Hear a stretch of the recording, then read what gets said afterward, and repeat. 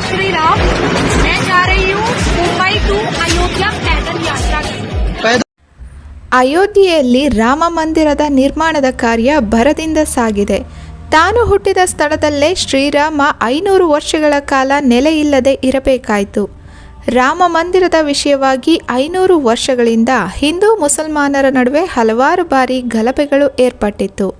ಕಡೆಗೂ ಈ ವಿಷಯವಾಗಿ ಸುಪ್ರೀಂ ಕೋರ್ಟ್ 2019ರಲ್ಲಿ ನೀಡಿದ ಮಹತ್ವದ ತೀರ್ಪು ಏನೆಂದರೆ, ಅಯೋಧ್ಯೆಯಲ್ಲಿ ರಾಮ ಮಂದಿರದ ನಿರ್ಮಾಣವಾಗಬೇಕು ಮತ್ತು ಮುಸ್ಲಿಮರಿಗೆ ಮಸೀದಿಯ ನಿರ್ಮಾಣಕ್ಕಾಗಿ ಪ್ರತ್ಯೇಕವಾಗಿ 5 ಎಕರೆ ಜಾಗವನ್ನು ನೀಡುವಂತೆ ಆದೇಶಿಸಲಾಗಿತ್ತು. ಅದರಂತೆ 2021ರಿಂದ ಆರಂಭಗೊಂಡ ಅಯೋಧ್ಯೆ ರಾಮ ಮಂದಿರದ ನಿರ್ಮಾಣ ಇನ್ನೇನು ಕೊನೆಯ ಹಂತ ತಲುಪಿ ಇದೇ ಜನವರಿ 22ರಂದು ರಾಮಲಲ್ಲನ ಪ್ರತಿಷ್ಠಾಪನೆಗೆ ಸಾಕ್ಷಿಯಾಗಲು ದೇಶವೆಲ್ಲ ಕಾಯುತ್ತಿದೆ. ಈಗಲೂ ಸಹ ರಾಮ ಜನ್ಮಭೂಮಿಯಲ್ಲಿ ರಾಮನ ಮಂದಿರವಾಗ್ತಿರೋದು ಕೆಲವು ಮುಸಲ್ಮಾನರಿಗೆ ಇಷ್ಟವಿಲ್ಲ.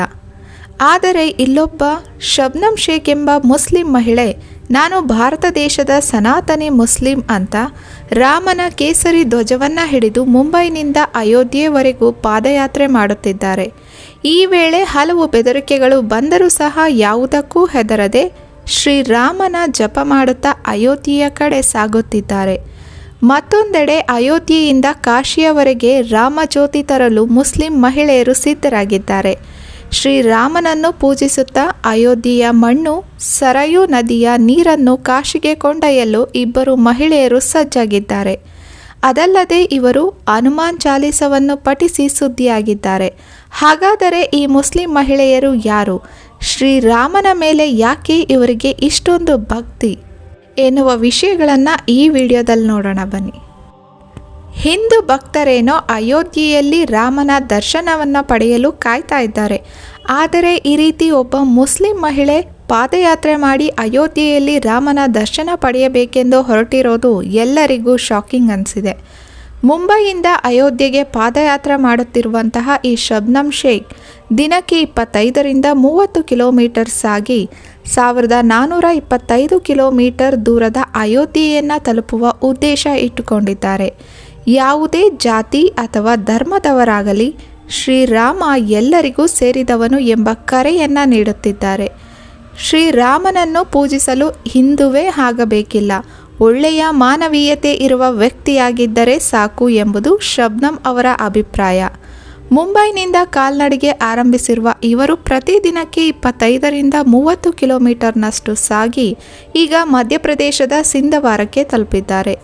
ಈ ಪ್ರಯಾಣದ ಬಗ್ಗೆ ಹಲವರು ಶಬ್ನಮ್ ಅವರನ್ನು ಪ್ರಶ್ನಿಸಿದಾಗ ಶ್ರೀರಾಮನು ಯಾವುದೇ ಪ್ರದೇಶಕ್ಕೆ ಸೀಮಿತವಾಗಿಲ್ಲ, ಗಡಿಯಾಚೆಗೂ ಯಾವುದೇ ಜಾತಿ ಧರ್ಮವಾದರೂ ಶ್ರೀರಾಮನು ಎಲ್ಲರಿಗೂ ಒಂದೇ ಎಂಬ ಮಾತನ್ನು ಹೇಳ್ತಿದ್ದಾರೆ. ಇಂತಹ ಸಾಹಸಮಯವಾದ ಪ್ರಯಾಣವನ್ನು ಪುರುಷರು ಮಾತ್ರ ಮಾಡುತ್ತಾರೆ ಎಂಬ ತಪ್ಪು ನಂಬಿಕೆಯನ್ನು ಹೋಗಲಾಡಿಸಬೇಕು ಎಂಬ ಗುರಿಯನ್ನು ಹೊಂದಿದ್ದಾರೆ ಇವರು. ಅವರ ಪ್ರಯಾಣ ಅಷ್ಟೇನೂ ಸುರಕ್ಷಿತವಾಗಿರಲಿಲ್ಲ. ಏಕೆಂದರೆ ಇವರ ಪ್ರಯಾಣದ ಜೊತೆ ಊಟ ಮತ್ತು ವಸತಿಯ ಸೌಲಭ್ಯವನ್ನು ನೋಡಿಕೊಳ್ಳುವುದು ಒಂದು ರೀತಿಯ ಸವಾಲೇ ಆಗಿತ್ತು. ಈ ಜವಾಬ್ದಾರಿಯನ್ನು ಪೊಲೀಸರಿಗೆ ವಹಿಸಲಾಗಿತ್ತು. ಹಲವು ಸೂಕ್ಷ್ಮ ಪ್ರದೇಶಗಳಲ್ಲಿ ಪೊಲೀಸರು ರಕ್ಷಣೆಯನ್ನು ನೀಡುವುದರ ಮೂಲಕ ಶಬ್ನಮ್ ಅವರಿಗೆ ಸಹಾಯ ಮಾಡಿದರು. ಇನ್ನು ಸೋಷಿಯಲ್ ಮೀಡಿಯಾದಲ್ಲಿ ಒಂದು ಕಡೆ ಈಕೆಯನ್ನು ಶ್ಲಾಘಿಸಿದ್ದರೆ ಇನ್ನೊಂದು ಕಡೆ ಹಲವು ರೀತಿಯ ಬೆದರಿಕೆ ಮತ್ತು ನಿಂದನೆಗಳನ್ನು ಎದುರಿಸಬೇಕಾಗಿ ಬಂತು. ಆದರೂ ಆ ನಿಂದನೆಗಳಿಗೆ ಶಬ್ನಮ್ ಹೆದರಲಿಲ್ಲ. ಮತ್ತೊಂದೆಡೆ ಕಾಶಿಯ ಇಬ್ಬರು ಮುಸ್ಲಿಂ ಮಹಿಳೆಯರು ಅಯೋಧ್ಯೆಯಿಂದ ಕಾಶಿಯವರೆಗೆ ರಾಮಜ್ಯೋತಿಯನ್ನು ಕೊಂಡೊಯ್ಯಲು ಮುಂದಾಗಿದ್ದಾರೆ.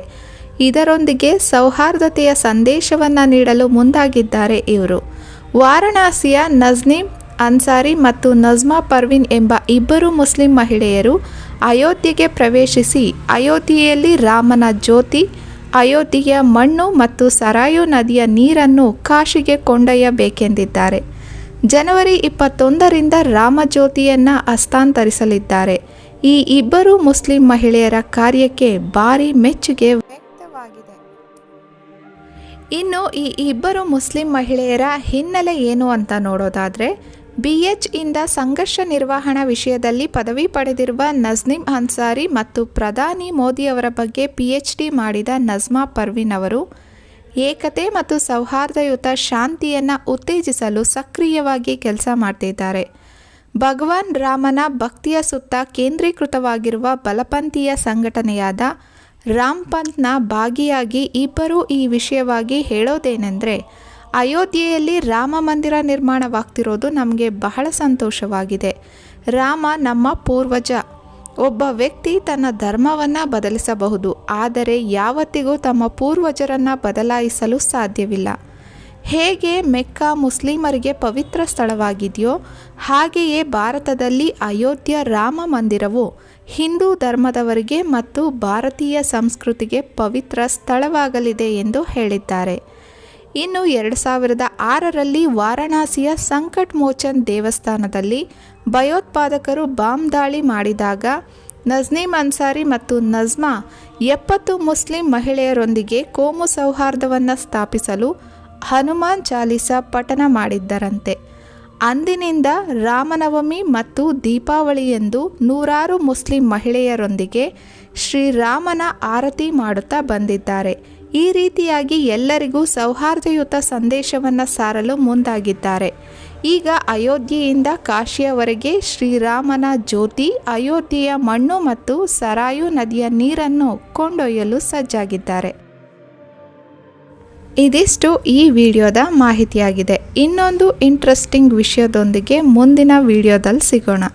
ಇನ್ನಷ್ಟು ಇನ್ಫಾರ್ಮೇಟಿವ್ ವಿಷಯಗಳನ್ನು ನೋಡಲು ಫ್ಯಾಕ್ಟ್ಸ್ ಗುರು ಕನ್ನಡ ಚಾನಲ್ನ ಸಬ್ಸ್ಕ್ರೈಬ್ ಮಾಡ್ಕೊಳ್ಳಿ. Thank you for watching.